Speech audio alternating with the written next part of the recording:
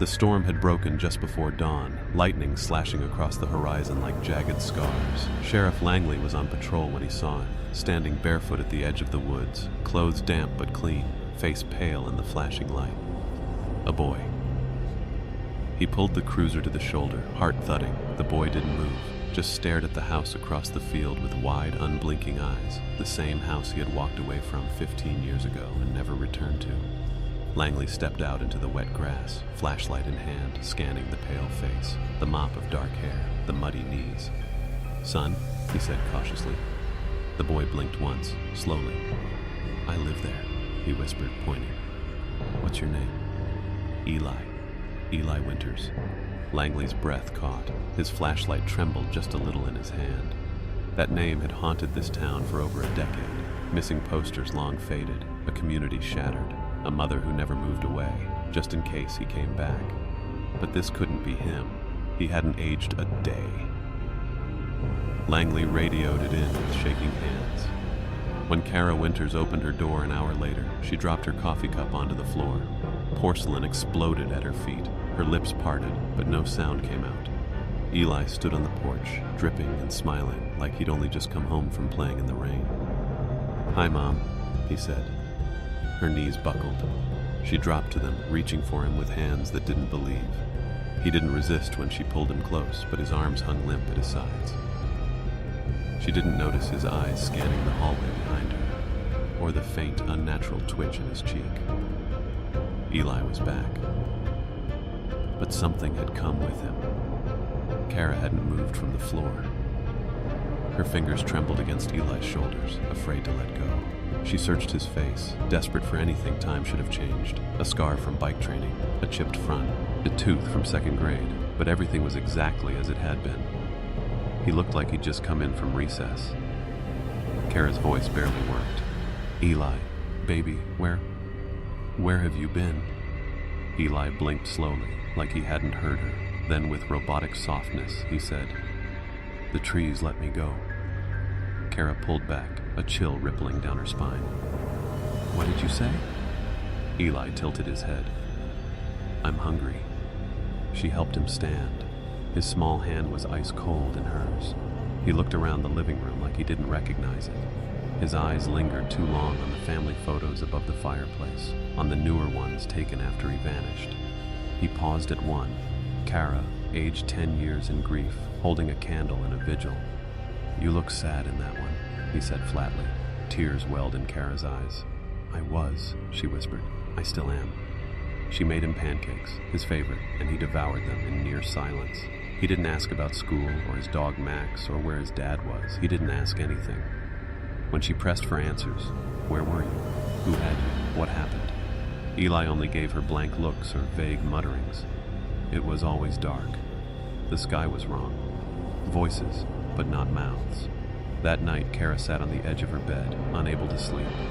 From down the hall, she heard him whispering to himself. A child's voice, but not his, and not alone. By morning, news had already spread. Neighbors hovered at the edge of the Winters driveway, whispering and pointing. Kara tried to ignore them as she sat beside Eli in the hospital, staring at the child who hadn't changed and wondering if she was losing her mind. The pediatrician's voice was hushed as he handed her the file. Physically, he's 9. No signs of abuse, no malnutrition, not even a scratch. It's unprecedented. Kara stared at the chart. But he vanished 15 years ago. That's impossible. He gave her a tight smile. That's not the word I'd use, but I don't have a better one. Psychologists followed next. Eli answered questions calmly but distantly, like he was repeating lines someone else had told him. I walked into the trees. Why? They called. Who? Silence. Where were you? He tilted his head. Deeper.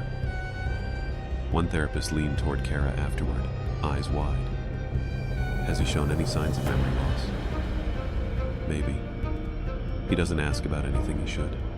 Not even his dad. The therapist paused. He's been drawing. Kara flipped through the notebook. Crayon-scribbled trees covered every page, twisted, tall, pulsing with black veins. In the center of each, a child. Not always Eli. Sometimes other faces. Sometimes no faces at all. That night, at home, Eli slept soundly in his old room, untouched for 15 years. Kara sat in the hallway outside his door, clutching a baby monitor and a wine glass with shaking hands. At 2:13 a.m., she heard it. A whisper through the static. Not from Eli, not in English. Her breath caught. She ran to his room. He was sitting up, eyes wide open, staring at the closet. "I told them not to follow," he whispered. And then, without blinking, "But they don't listen." The next morning, Eli sat at the kitchen table, eating dry cereal with slow, deliberate motions. Kara studied him from the doorway, arms wrapped tight around herself. There was something off. Not just the way he looked unchanged, but the way he moved. Too precise, too calm. "Do you want to play your old video games?" she asked, hopeful.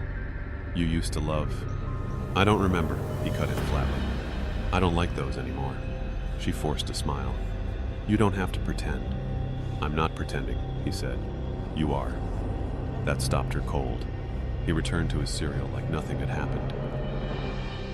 Later, she found him sitting on the floor in the living room, staring at the television.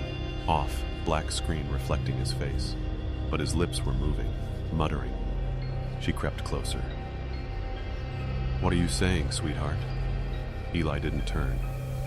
"They're waiting in the dark places, under the roots, in the hollow trees, in the walls when the nails fall out." Kara's skin crawled. "Eli." He turned suddenly, grinning too wide. "Do you want to see them, Mom?" She flinched.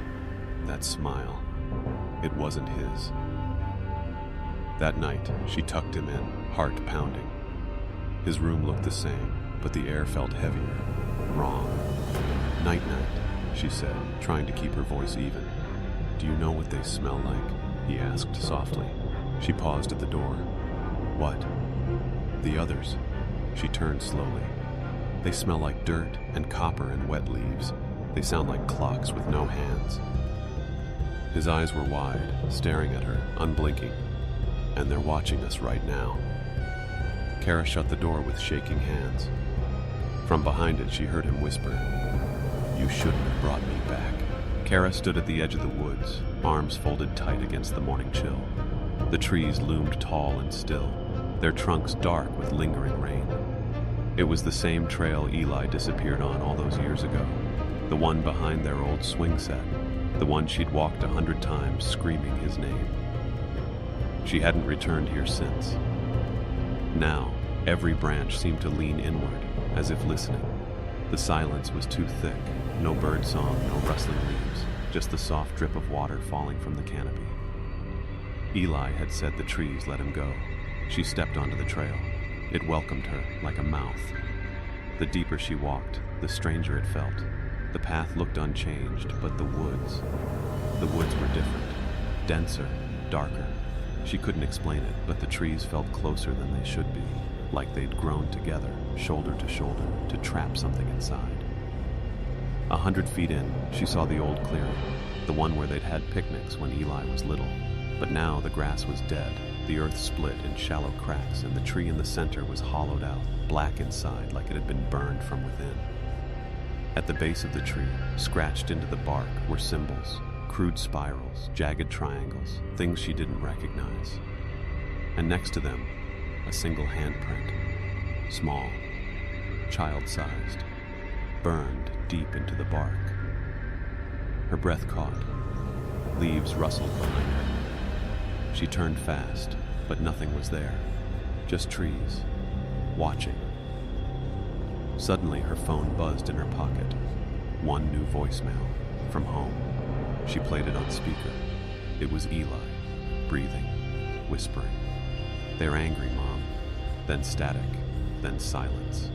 Ben, Kara's nephew, had come over that evening to see Eli for himself. He was 17 now, taller than Kara remembered, but his voice still cracked when he got nervous, which was often. He looks just like the picture on the fridge, he muttered. Red, peeking around the corner where Eli sat silently in front of the living room window. Not kinda like him. Exactly. That's messed up. Kara gave a tight nod. I know. Ben rubbed his arm. He doesn't even blink. I counted. 2 minutes staring out the window, no blinking. She tried to laugh it off, but her voice trembled. Later that night, Ben went to the bathroom. As he washed his hands, he caught something strange in the mirror. Behind him, Eli stood at the end of the hallway, motionless, but his reflection moved. It smiled. Ben spun around. Eli was still, blank, silent. Ben's heart jackhammered in his chest. He backed out quickly and told Kara what he'd seen. She brushed it off, but her face went pale. When she checked the mirror later, it was fine. Empty. Still. But that night, while brushing her teeth, she leaned forward to rinse, then froze. Eli stood behind her. She hadn't heard him enter. Slowly, she turned. He was staring at her, eyes wide. You shouldn't look too long, he said softly. She blinked. At what? The reflection. He leaned closer, voice suddenly deeper, colder. It's hungry. He walked out without another word. Kara stared into the mirror, watching her own pale face, her panicked breath clouding the glass. Then for just a second, her reflection grinned. But she hadn't. And behind the reflection, just barely visible, something moved. The local police reopened Eli's case the next morning, not because they believed in miracles, but because they didn't believe in coincidences. Detective Maya Ellison arrived with a forensics team and the original case file, still dog-eared from a decade ago. She didn't smile when she greeted Kara. She only asked, "Where did he come from?" Kara shook her head. "He just appeared." Ellison pressed her lips tight. "Kids don't just appear, especially ones who've been gone 15 years. While Kara answered questions inside, a deputy swept the woods behind the house with a cadaver dog. They weren't expecting anything. The trail had been combed countless times, but 20 minutes later the deputy radioed in, breathless. "I found something." The team converged at the base of an old pine, its roots curled like claws above the ground. Half buried in the mud, beneath layers of pine needles and thyme, was a single sneaker, small, blue, with faded cartoon characters on the sides. Exactly like the pair Eli wore the day he vanished. But it wasn't rotted. The laces were intact, the sole still firm. And the strangest part, it was warm to the touch. Ellison lifted it carefully, her face hardening. No animal dug this up. This hasn't been here 15 years. Inside the shoe, tucked under the insole, was a shred of paper, old, crumpled, nearly dissolved by moisture. Only 3 words remained, scrawled in a shaky, childish hand. Not the same. That evening, Kara watched Eli play in the backyard. He was twirling slowly in circles, arms outstretched. She almost smiled, until he suddenly stopped and turned toward the woods. Then, without warning, he raised his hand and waved. Not at her. At something in the trees, something waving back. That night, Kara couldn't sleep.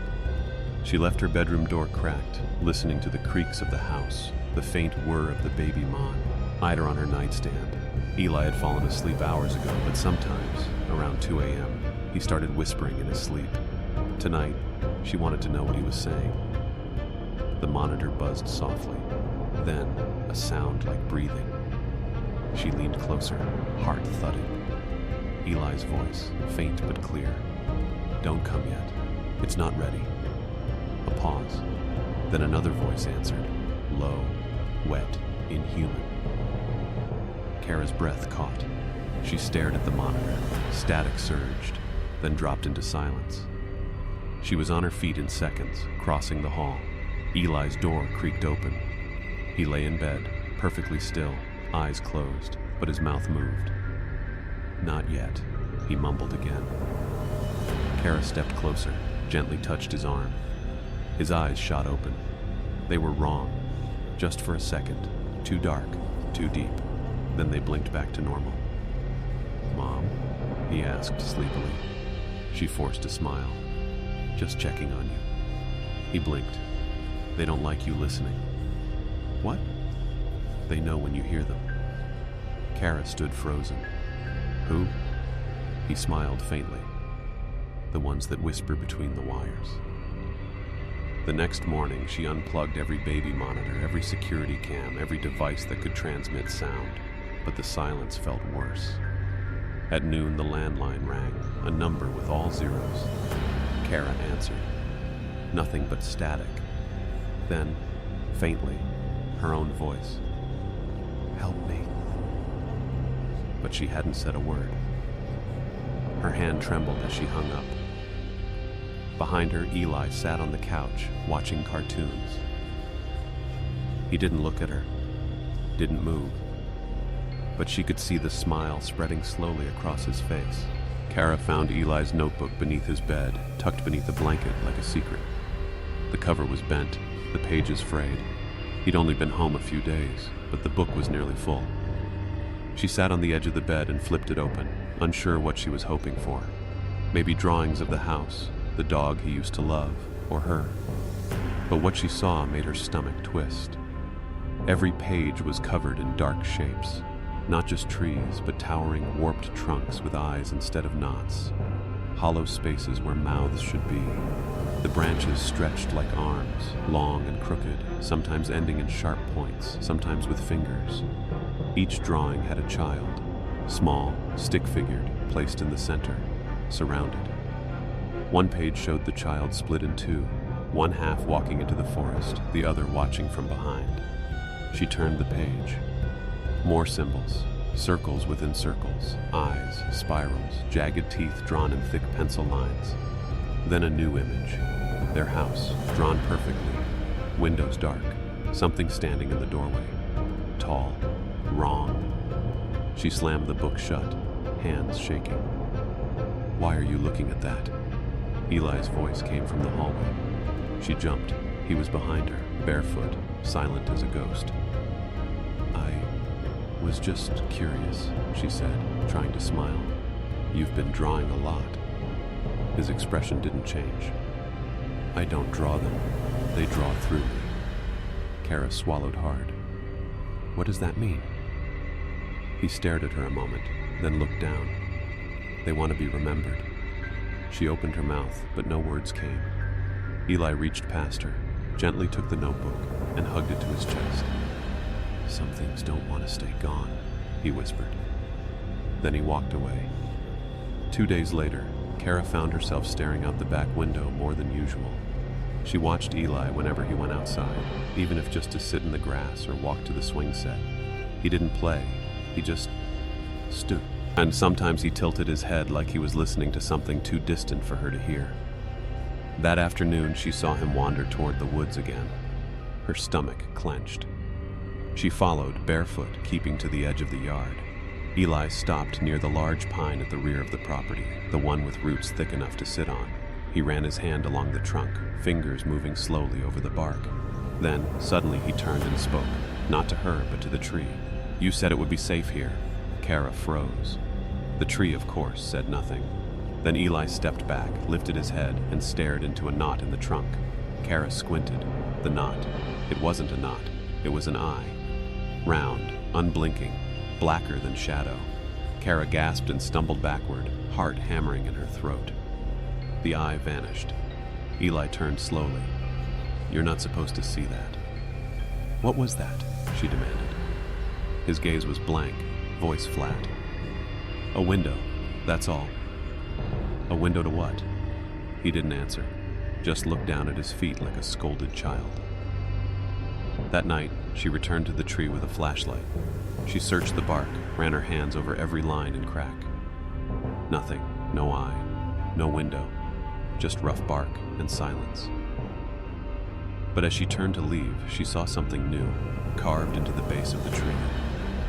She sees now. The flashlight flickered. From deeper in the woods, something laughed.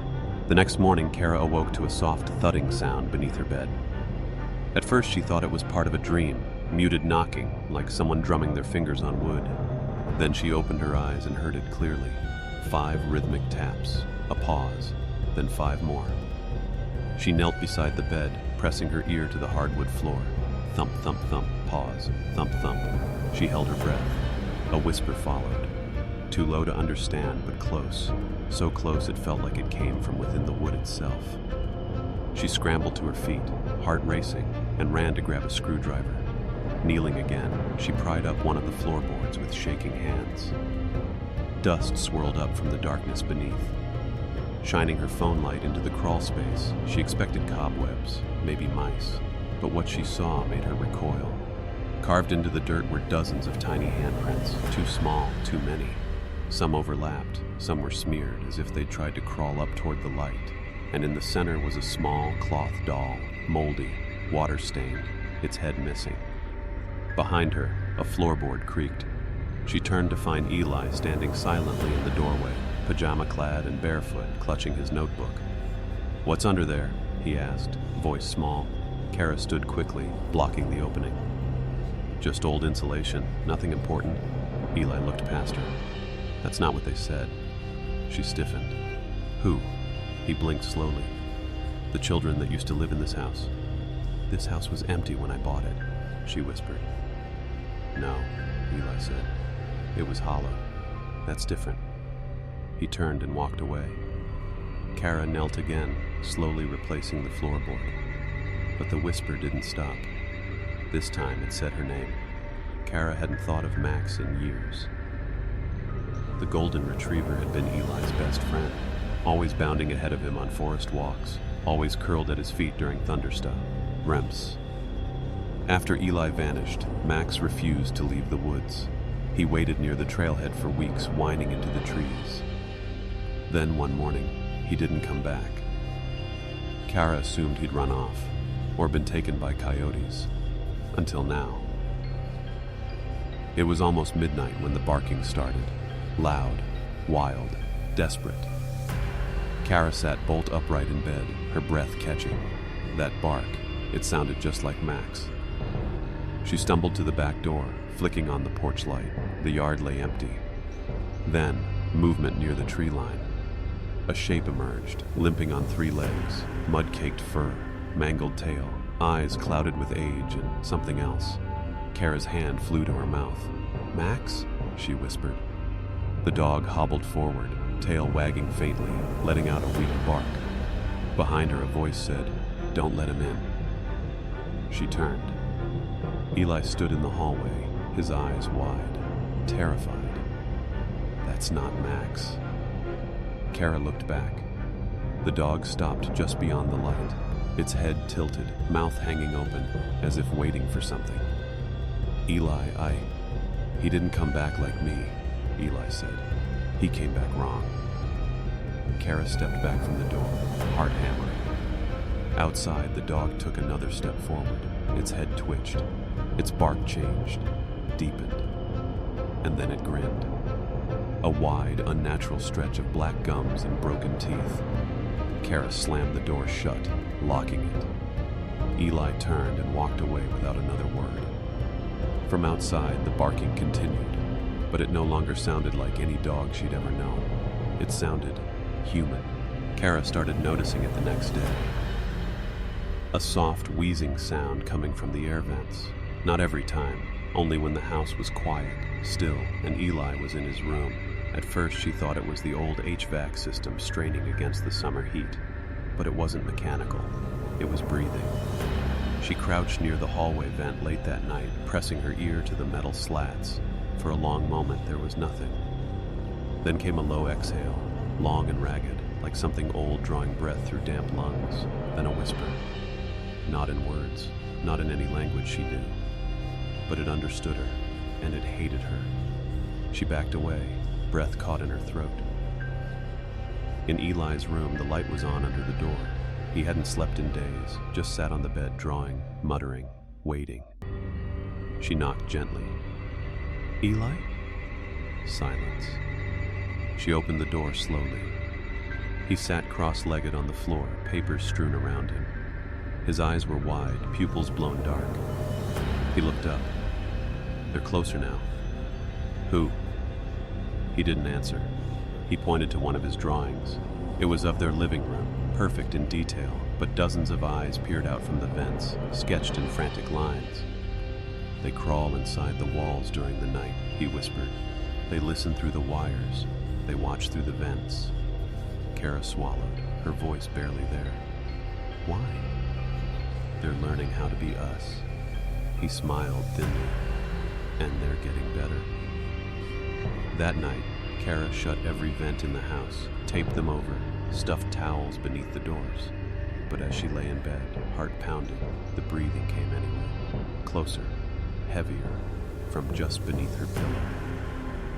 Kara started recording Eli's sleep. She placed her phone on the nightstand, voice memo app running all night long. She needed proof, not for the police, not even for herself, but for the part of her still clinging to the idea that this was all a nightmare. The first night, the recording was just 6 hours of quiet breathing. The second night, whispers. But it was the third night that chilled her blood. At 2:17 a.m., Eli began speaking in his sleep. Not unusual. But this time, a second voice answered. Kara sat on the floor, earbuds in, listening to the file on repeat. The second voice was deeper, guttural, and it didn't speak in full words, just tones, hisses, and echoes that made her stomach turn. Eli, on the recording. Not yet, she's not ready. Other voice, garbled static, followed by a growl. Eli, she's afraid. That makes her louder. Other voice, faint clicking noises, like teeth on glass. Eli, yes, I remember. I said the name once. I won't again. The recording cut out for 2 full seconds, then returned with heavy breathing and a low, wet laugh. That night, Kara dreamed of something crawling across the ceiling above her bed. Its limbs too long, too many joints bending in the wrong direction. It whispered to her in that same voice, though she couldn't understand the words. When she awoke, Eli stood in her doorway. Did you hear it too? He asked. His voice was soft, almost hopeful. Kara stared, breathless. Yes, she whispered. He nodded, eyes shining in the dark. They know you now. Then he turned and walked away. Behind him, every light in the hallway flickered and buzzed. One by one, they went out. The next morning, Kara found all the vents in the house uncovered. The tape she'd used had been peeled away with eerie precision. The towels stuffed under the doors were folded neatly and stacked in the hallway like someone had returned borrowed linens. Her heart thudded in her chest as she checked room after room. Every barrier was gone. Eli sat at the kitchen table, eating dry cereal from the box. He looked up at her like nothing had happened, but his eyes were distant, far away. Kara's hands shook. Why did you take it all down? I didn't, he replied between crunches. Eli? They don't like being locked out, he said, shrugging. They'll let themselves in anyway. They always do. Kara stared at him. What do they want? He hesitated, then looked down at the cereal box like it held the answer. To come back, to take what's theirs. They say we left something open when I got out. What does that mean? She asked. But Eli didn't respond. Instead, he reached into his pocket and pulled out a dead bird. Small, crushed, its neck twisted backward. I found this on my pillow, he said, placing it gently on the table. Kara reeled back, bile rising in her throat. I think they're leaving messages now. That evening, she stood outside the house, staring at the forest. The trees shifted in the breeze, but the shadows between them didn't move. They watched. She felt it. A pressure, like something behind glass, pressing closer. Something had followed Eli out of the woods, and now it wanted in. As the wind picked up, she turned toward the house and saw, in an upstairs window, a second Eli watching her, smiling. Kara didn't sleep that night. She lay in bed, covers clutched to her chest, listening to the floorboards creak softly. Eli slept in the next room, or at least one of them did. She checked his room 3 times, each time finding him curled beneath the blankets, motionless but breathing. But every time she passed a mirror, she caught something else. A flicker of movement behind her. A second reflection. Once, she saw Eli in the mirror, but he wasn't standing where he should have been. He was closer, smiling, eyes darker than ink, mouth slightly too wide. She spun around. The hallway was empty. By 3 a.m., every mirror in the house was covered with towels, but the whispers still came. Kara tried recording again. This time, the file was corrupted. Just high-pitched static and faint laughter in the background, layered with a heartbeat that wasn't hers. In the morning, she noticed smudges on the mirror glass in the bathroom. Not fingerprints, but long, streaky lines, as though something had pressed its face against it from the inside, dragging its mouth down the surface. Eli ate his breakfast like nothing had happened. When Kara finally asked, he looked up and said, "They're getting braver." "Who is they, Eli?" she asked, voice trembling.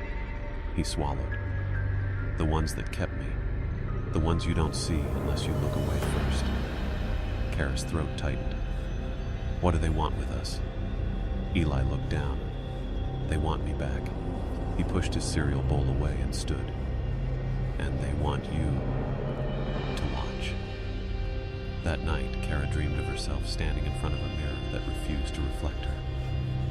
Something stood behind the glass instead, smiling, waiting, and tapping, gently, to be let in. Kara woke to the sound of soft footsteps, bare soles padding across wood. She sat up, heart hammering. The hallway outside her bedroom was dark, silent, too silent. She listened. The footsteps had stopped. Pulling on her robe, she opened the door. The air was thick, like a storm was pressing down on the roof. Shadows curled along the baseboards. She stepped out. Footprints, tiny, wet ones. Bare feet, child-sized, leading down the hallway, then abruptly turning to the wall and disappearing into it. The wallpaper wasn't torn or open, but the prints vanished as if the child had walked into the wall itself. Kara touched the spot. Cold, almost icy. "Eli?" she called, voice barely above a whisper. No answer. She crept toward his room, pushing the door open slowly. The bed was empty, sheets untouched. A single handprint was pressed on the window pane from the inside, but it was too small to be Eli's, and it had 6 fingers. Suddenly, the lights flickered. The hallway behind her groaned with the sound of weight, not footsteps, but something dragging across the floor. Kara turned, but no one was there, just the dark. Her phone buzzed in her hand. One new photo. She hadn't taken it. Tapping it open, she stared at a blurry, low-angle image of her sleeping in bed, taken from inside the room. Her face, pale, her mouth open, and in the corner of the frame, a tiny silhouette standing in the doorway. Not Eli. Smaller, wrong. She backed into the hallway, nearly tripping over something wet and soft on the floor. She looked down. A child's doll, old and rotting, with glass eyes shattered inward, and human teeth stitched into its smiling mouth. And then, from behind her, "Kara, they're coming." Kara stared at the doll on the floor, bile rising in her throat. The teeth, too real, too human, gleamed in the dim light. She kicked it away instinctively, but it thudded again, against the wall with a grotesque weight, like flesh and bone were stitched inside. Then came the voice again, a whisper, just above her shoulder. "Kara, don't let them in." She spun around. No one. The hallway was empty, but the air was colder, thicker, like breathing through wet cloth. The lights dimmed again. She backed into Eli's room, slamming the door shut. Her hands trembled as she locked it. Eli's bed remained untouched. She knelt beside it, searching under the frame. Dust, nothing else. Then a scraping sound.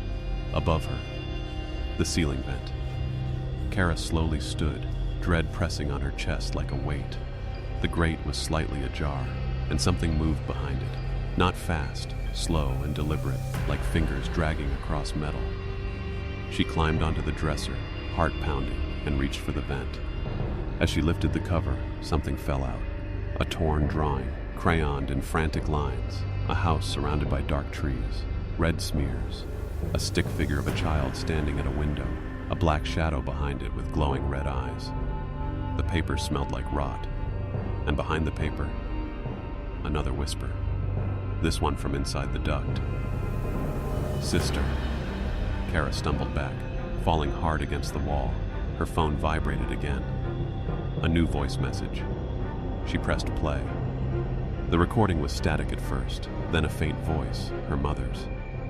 "She's here, in the walls. I hear her crawling." The recording cut off with a wet, gurgling sound, then silence. Then, unmistakable, the sound of small hands tapping from inside the vent behind her. Kara froze, staring at the vent like it might breathe. The tapping had stopped, replaced by an eerie stillness that pulsed through the room like a heartbeat. She clutched the drawing, her fingers leaving sweat-slick smudges on the crayon lines. Every instinct screamed at her to run, but where? And from what? She crept toward the door, slowly turning the lock. The hallway stretched empty before her, yet it felt wrong. The air was thicker, humming with something unseen. Each step she took creaked too loud, too sharp, like the house was listening. From behind the walls, soft rustling started again, followed by a giggle, high-pitched, familiar. Eli. But Eli had never giggled like that. She pressed her ear against the wall outside his room. There it was again, scratching, a child's breath, and then words, whispered through the dry wall like secrets. Still hiding, but she's almost ready. Kara staggered back. Who was she? Downstairs, something crashed, wood splintered, a scream, short, muffled. Kara bolted down the stairs, nearly tripping over herself, and turned the corner into the living room. Her mother stood in front of the fireplace, her back rigid, head tilted unnaturally. Her hands trembled at her sides. "Mom," Kara whispered. Her mother turned slowly. Her face was pale, drained of color, but it was her eyes that made Kara's stomach lurch. They weren't hers. They were Eli's. Too wide, too black, too empty. "I told you," her mother rasped, voice layered with something else beneath it, younger but ancient. She never left, not really. And then, from behind the couch, something crawled into view. Small, smiling. It looked like Eli, but its eyes matched her mother's now. Pitch black. The thing that looked like Eli crept forward on all fours, its limbs jerking too quickly, too smoothly, like a puppet pulled by invisible strings. It stopped a few feet firm. Kara, and tilted its head. The smile never faded, that same blank, eerie grin she'd seen on Eli's face when he first returned. Kara backed into the hallway, one hand fumbling for anything she could use, a lamp, a picture frame, even her father's old cane still leaning in the corner. She snatched it up, heart slamming against her ribs. "What are you?" she whispered. The creature giggled in Eli's voice. "I'm Eli," it chirped, head twitching. "Don't you remember? We played in the woods. You left me behind." "I never—" Kara started, but the thing lunged forward with unnatural speed. She swung the cane, connecting with a sickening crack against its side. It screeched, not in pain, but in surprise, and scrambled backward on all fours, retreating into the shadows near the fireplace. Her mother hadn't moved, still smiling, still staring with those inky voids. "You left her too," her mother said, her voice now layered. Eli, and something else, high and ancient. The girl in the earth, the one who sings. Kara's knees nearly gave out. The girl in the earth. She remembered the old story, a legend, a child buried beneath the forest called the Hollowed One, a spirit that stole the voices of lost children. And now, she realized, it had found a way back. Not just through Eli, but through them all. Something crashed upstairs. A second giggle echoed down, then a third. Kara turned slowly toward the stairs, her breath catching. There were more. They were waking up, and they were all smiling. The sound of tiny footsteps thundered from the second floor. Kara pressed herself against the wall, the cane clutched so tightly in her hand her knuckles ached. Shadows danced at the top of the stairs, small figures flickering through the slats of the banister, whispering in high, breathy tones. She didn't move. She couldn't. A child's head appeared over the railing. It was a girl, maybe 8 or 9, with tangled black hair and wide, glassy eyes.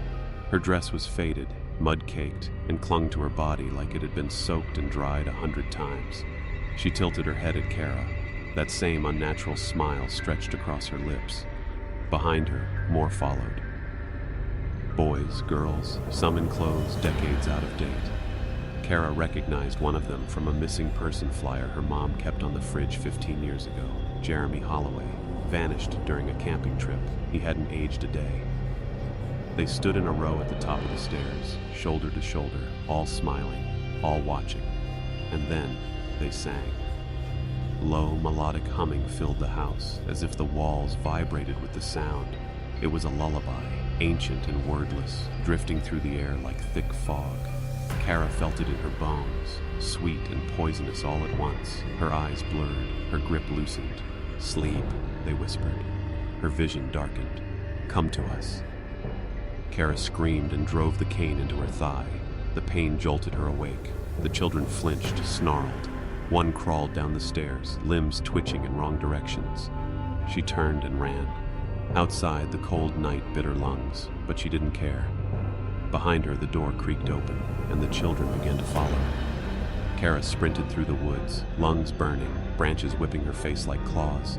Behind her, the sound of rustling leaves and crunching twigs grew louder, faster than her, inhuman. She didn't dare look back. Moonlight filtered through. The trees, but it wasn't comforting. It felt cold, unnatural, casting shadows that twisted and moved like they were alive. Every step was a struggle, mud sucking at her boots, thorns catching her sleeves. But she kept going. She didn't know where she was running, only that she had to get away from those children, those things. Suddenly the woods opened. A circular clearing, too perfect to be natural, stretched ahead. The grass was dead, the air still and thick with decay.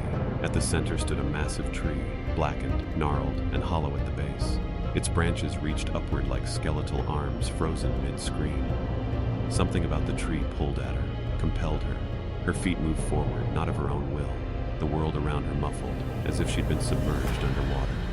The whispers returned, not from behind, but from the tree itself. Kara fell to her knees just outside the hollow. Inside, the darkness wasn't just black. It shimmered, rippling like a surface waiting to be broken. A voice echoed from within. A child's voice. Kara, she gasped. It was her brother, Daniel. She hadn't heard that voice in 15 years. Help me. Tears welled in her eyes. Her hand inched toward the hollow. Then, a hand clamped down on her shoulder from behind. She screamed and spun, ready to strike. It was Nathan, pale, wide-eyed. You shouldn't be here, he whispered, trembling. That's where they come through. Behind them, the whispering grew louder. They weren't alone anymore. Nathan pulled Kara away from the hollow tree, his grip trembling but firm. She resisted for a moment, still hearing Daniel's voice echoing from within, soft and pleading. He's in there, she whispered, dazed. I heard him. No, you didn't, Nathan said. That's not him. It's them. That's how they trick you. They? Kara's voice cracked. Nathan pointed at the base of the tree. They mimic what you miss most. They pull your memories out, wear them like skin. The ground beneath them vibrated faintly, like something enormous stirred deep below. The tree creaked, its bark splitting slightly, revealing something wet and pulsating beneath. A sickly sweet smell, like rotting fruit mixed with meat, wafted out. Kara gagged. Nathan stepped back. 15 years ago, I found this place. It whispered to me too. I saw my sister, just like you saw Daniel. I almost stepped inside. What stopped you? My real sister, he said, eyes glassy. She found me before it was too late, but she didn't make it out. The clearing darkened unnaturally, as if the moon had blinked out. Around them, the trees seemed to move, subtly shifting inward. Kara noticed faint figures in the shadows. Children, still, watching. "You said they come through here," Kara whispered. "What are they?" Nathan swallowed hard. "I don't know, but they're not human." From inside the hollow, a pale hand emerged. Small, childlike, fingers twitching. Then another, then a face. Too smooth, too perfect. Daniel. But his eyes were pitch black, and his mouth twisted into a smile too wide for his face. He crawled forward. Nathan pulled Kara back. "It's not him," he hissed. "Run." But Kara couldn't move, because Daniel, or whatever it was calling her name again. Kara's breath caught in her throat as Daniel's figure slithered from the hollow, limbs moving too fluidly, like a puppet with broken strings. His Daniel's face was expressionless now, skin pulled too tight, as if it barely fit the thing underneath. "I missed you," he said in a voice that sounded like it was echoing from a deep cave, too deep for a 10-year-old boy. Kara's legs finally obeyed, stumbling back as Nathan gripped her arm. "We have to go, now." But Daniel's voice changed, warping. "You left me, Kara." She froze again. Those were Daniel's exact last words the day he vanished. The memory hit her like a punch to the gut. He'd cried in the woods that day. She'd walked away, angry. By the time she turned back, he was gone. "You never came for me," the creature hissed, its eyes flickering between black voids and glowing yellow. Nathan shoved her hard, snapping her out of it. "Move!" They ran, crashing through brush and brambles as voices whispered from all sides. Dozens of voices, children calling for help. Some sounded like Daniel, others mimicked Kara. The woods bent around them, trees twisting in unnatural directions, roots rising like claws. Behind them, the not Daniel shrieked, an inhuman, high-pitched wail that made birds explode out of trees and Kara's ears ring. They burst into the clearing where Nathan had parked his truck, gasping. The headlights flickered to life on their own. "No one's supposed to leave," said a voice from the trees. Kara looked back. The woods were moving, following them. Nathan threw open the truck door. "Get in!" But before she could, the ground beneath the truck began to crack open, roots writhing from beneath the soil like tentacles. Something ancient was waking, and it wanted them both. The ground convulsed as if something enormous was breathing beneath it. Kara dove into the truck, Nathan right behind her, slamming the door.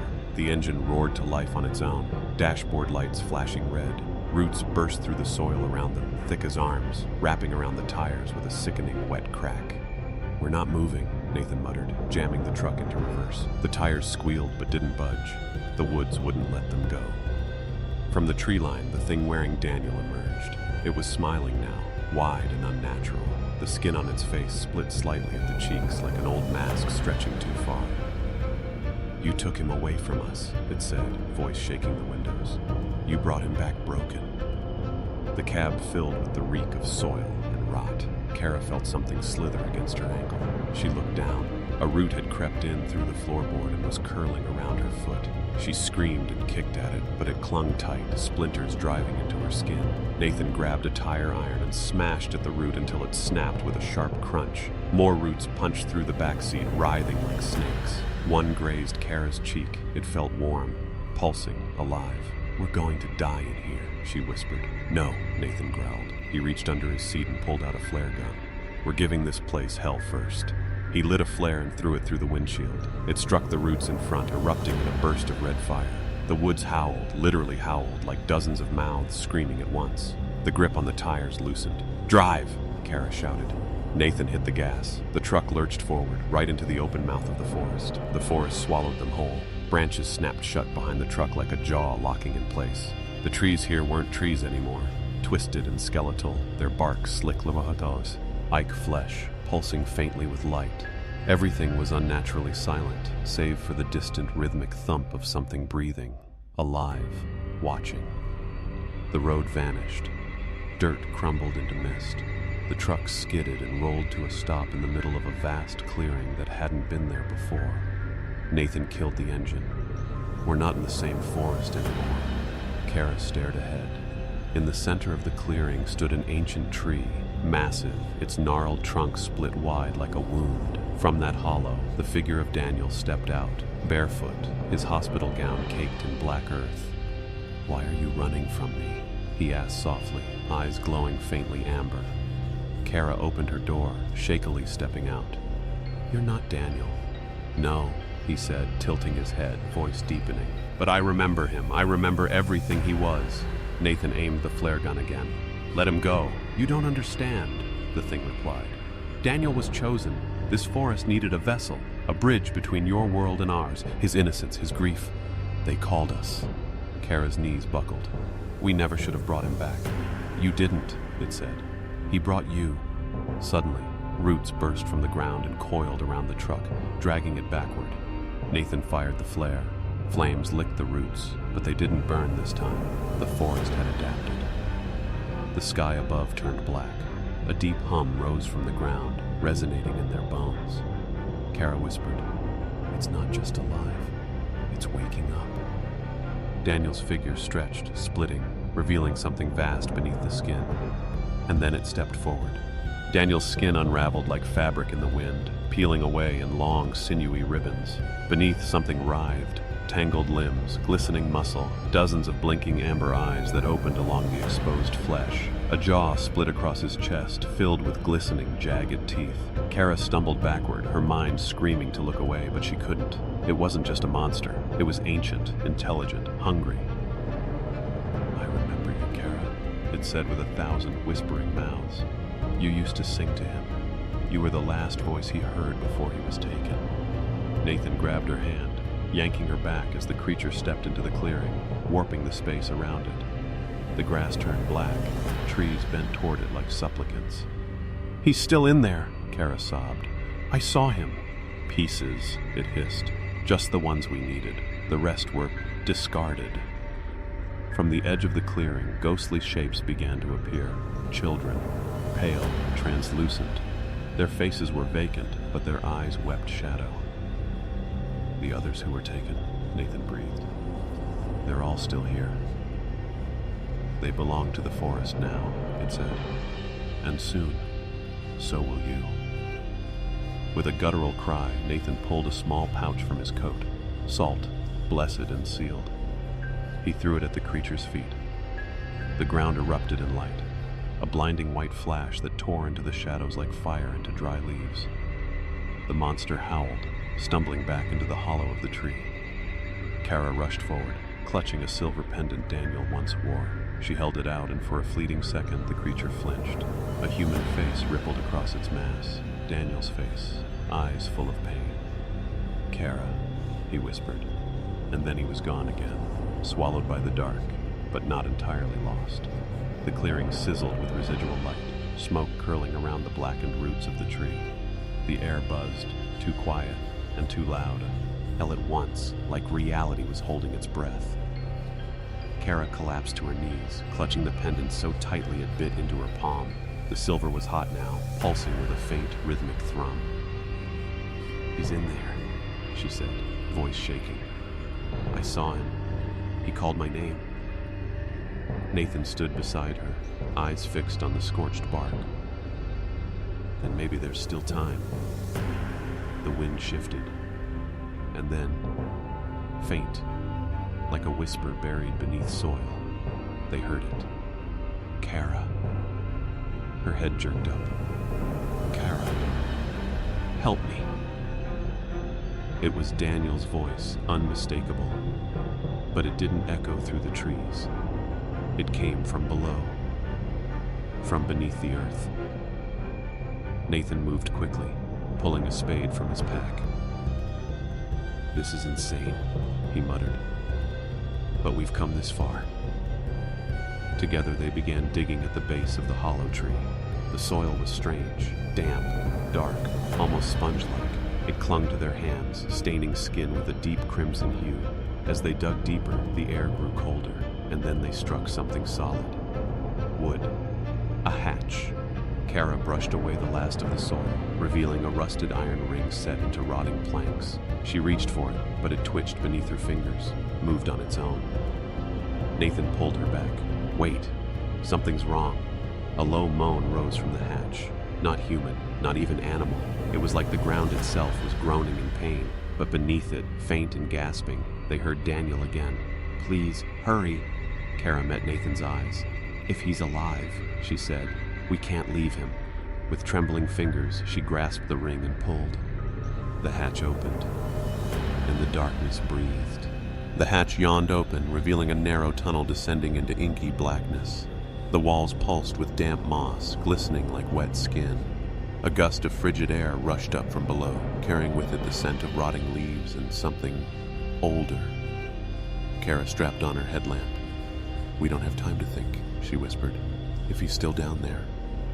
Nathan didn't argue. He simply followed, lantern in hand. Each step down the slick, earthen staircase echoed with a squelching sound. The walls tightened as they descended, as if the forest was squeezing them back. The deeper they went, the more Kara's head throbbed. Whispers fluttered past her ears, fragmented voices, some childlike, some guttural. Then came the crying, high-pitched, fragile. Daniel. She moved faster, the walls brushing her shoulders now. They reached a chamber, a dome-like cavity with gnarled roots crawling down from the ceiling like veins. In the center stood a stone pedestal, and on it, a boy. Daniel. He looked exactly as he had the day he vanished. Blue hoodie, mud-streaked jeans, blonde hair matted with sweat. His eyes were shut, but his lips moved. Whispering something. Kara? Nathan said. Is it really? Daniel! She cried, rushing forward. His eyes snapped open, but they weren't Daniel's. Pitch black, like oil, hollow. The whispers in the chamber surged to a roar. The walls rippled like breathing lungs. And Daniel, if it was Daniel, rose slowly from the pedestal, limbs moving like a puppet's. You shouldn't have come, he said. The voice was layered, a dozen voices beneath his own. Kara froze. Daniel tilted his head. It wants out. Roots began snaking from the walls, twitching, reaching. Nathan grabbed Kara's hand. We have to go. But Daniel stepped off the pedestal, and the roots lunged. Kara and Nathan scrambled backward as the roots writhed like serpents, slamming in. To the ground where they'd stood seconds ago. Dirt exploded in all directions. Kara tripped and fell, her headlamp spinning wildly, casting chaotic beams across the chamber. Get up! Nathan shouted, yanking her arm. She felt the wet grip of a root brush her ankle, icy and pulsing. Daniel, if that's what he still was, walked toward them slowly. His bare feet didn't make a sound. His head cocked at an unnatural angle, his mouth parted in a crooked smile that didn't reach his eyes. You came so far, he said, but you were always meant to feed it. Kara's breath caught. You're not Daniel. I am what's left, he said softly. Behind him, the pedestal began to sink, revealing a hole beneath, bottomless, black, and breathing. A sickening sound emanated from it, like a heartbeat made of stone and teeth. We have to go, Nathan hissed. But Kara didn't move. Her hand was trembling, fingers twitching with the urge to reach out to her son, her real son. The one who used to laugh in the rain, who drew stick figures on her old grocery lists. What did you do to him? She whispered. Daniel took another step. He's not gone, just asleep. He's dreaming of fireflies. Kara's vision blurred with tears. The forest had taken so much already. Nathan grabbed her wrist. Now! They bolted, diving back into the tunnel as roots slammed shut behind them. The walls groaned, the chamber collapsing inward like a mouth closing. The whispers turned to shrieks. As they climbed, dirt raining down on them, Kara looked back once and saw Daniel standing at the threshold, eyes black, smiling faintly. Don't forget me, Mommy. Then he was gone. They clawed their way through the dirt tunnel, hands bleeding, lungs burning. Roots slashed at their backs like angry claws. The deeper they crawled, the louder the forest grew behind them. Howls, shrieks, ancient voices screaming in languages no human mouth had spoken in centuries. Nathan reached the broken stone threshold first. Almost there. Kara was just behind, but she hesitated. That voice. It wasn't the forest now. It was Daniel. Her real Daniel, sobbing softly, somewhere behind the walls. "Mommy, it's cold. Mommy, I'm scared." She froze. Nathan turned. "Kara, don't you dare stop." "I hear him," she said, her voice shaking. "He's calling for me." "It's a trick," Nathan shouted. "It's not him. You know it's not him." But what if it was? She closed her eyes, let the sound wash over her like waves. The whispers twisted, sharpened. "Stay, Kara. You belong to us now. He belongs to us." Then she remembered something Daniel had once said as a boy, just before he vanished. "The woods talk to me sometimes. They say they want to show me something beautiful." She opened her eyes, crawled forward. "I'm sorry, Daniel," she whispered. "I know that's not you." They emerged into moonlight, gasping, filthy, half-mad.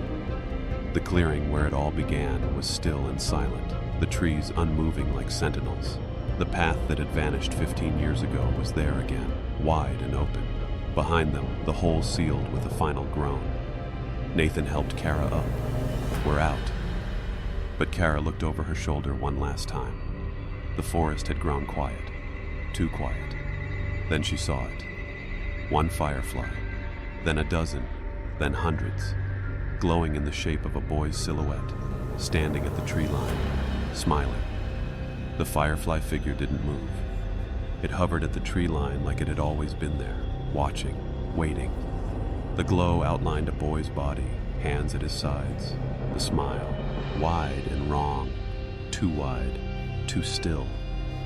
Kara felt her knees weaken. Nathan stepped in front of her, instinctively shielding her with his body. "It's not Daniel. Whatever that thing is, it followed us."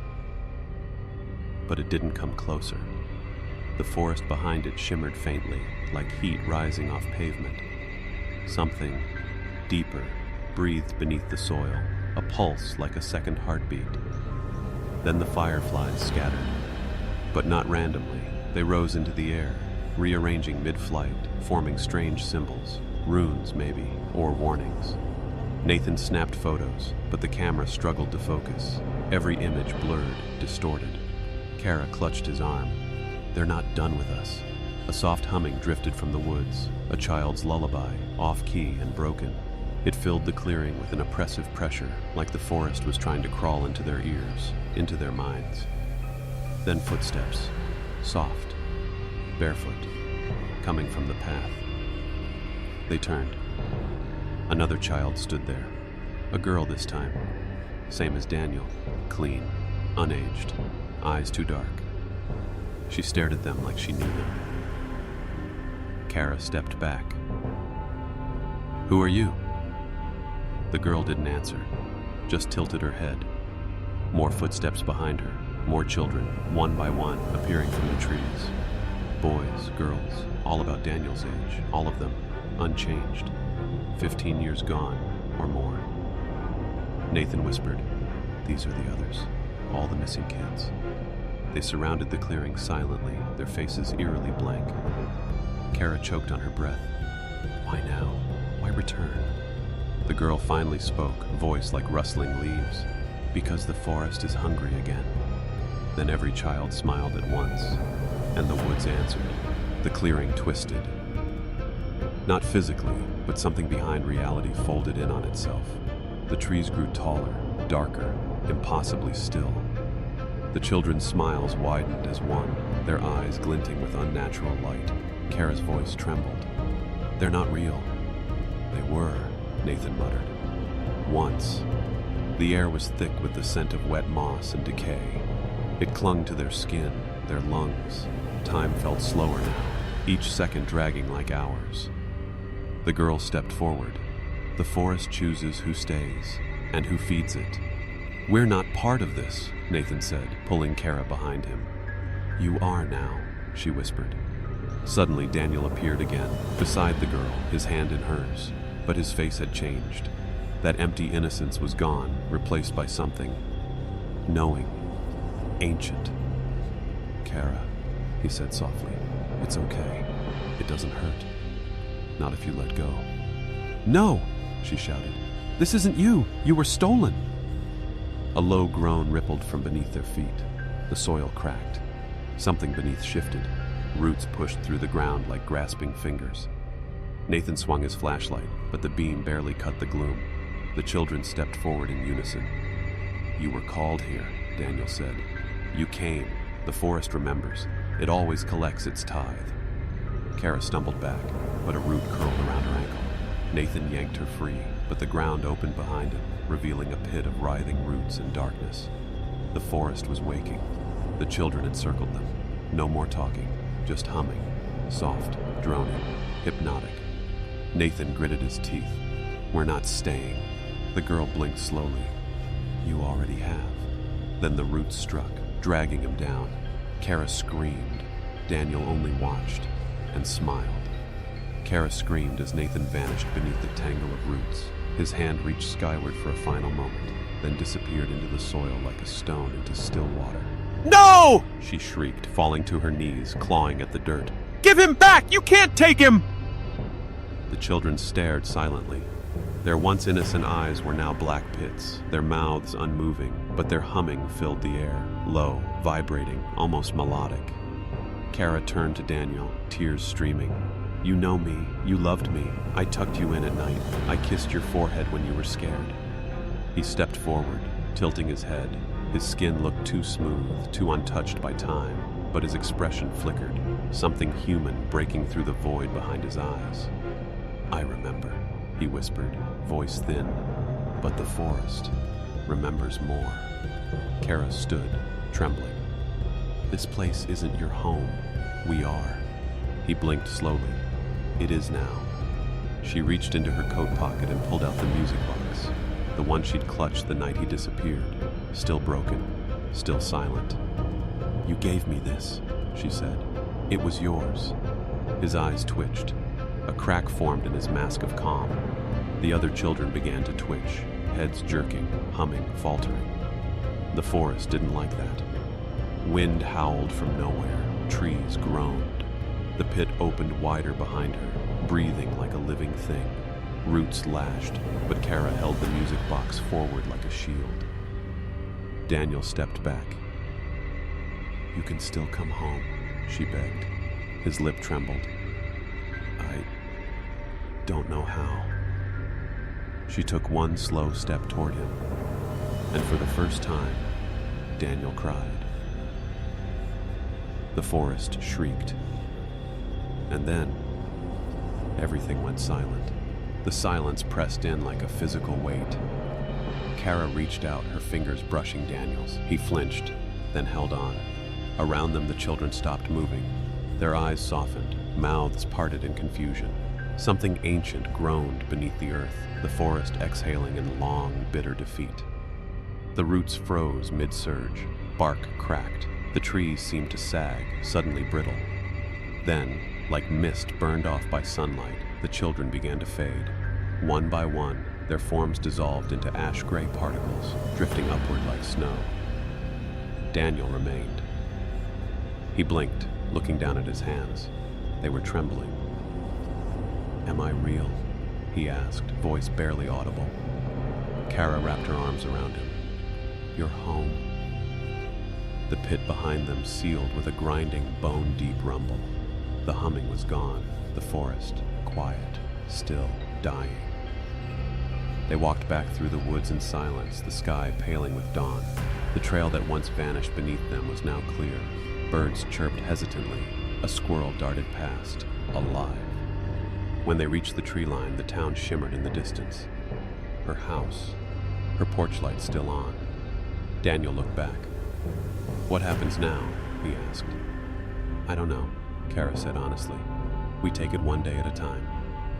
As they stepped out of the woods, a cold breeze followed. Kara turned. Where the trees once loomed, there was only mist and silence. Daniel never aged. Doctors couldn't explain it. He remembered everything, but not what he was while he was gone. At night, Kara sometimes heard whispers from the trees. Sometimes she dreams of roots crawling beneath her skin. But Daniel laughs now. He's learning to live again. Still, some nights his eyes go dark and hollow, and Kara wonders what came back with him.